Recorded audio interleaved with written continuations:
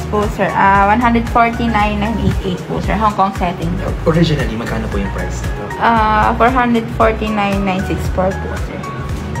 Then, naka-sale price po siya na 149, sir.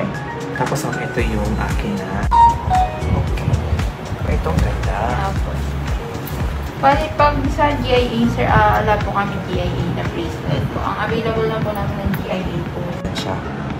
Ayan, sir. Ang ganda nito, kukunin ko ito, please. Pero yung mga may diamond na po ay... Ayan, sir. Nagbabago siya.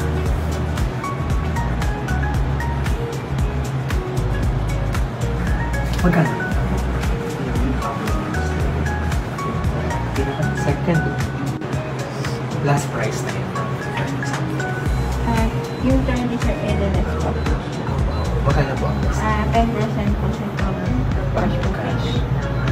Ito na yung chain niya po, sir, same po nung sa isa po na dancing chain po. Yan lang po yung recommended na. Ano yung? Ito, ang ganda. Ilang pound, ilang grams po yung gold if ever nito? Approximate.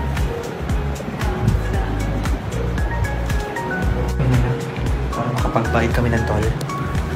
At ang ganda, ang galing. ano na din po may white ka na ito, madam? Pwede naman po, sir. Pwede nyo naman po ipa-clean po sa... Magkano yung ganun? Depende po, sir, kung magkano po, sir. Then, naka-engrave naman po dito yung pinaka-carat po ng diamond niya, sir. Saan naka-engrave po sa both? Ito, dyan.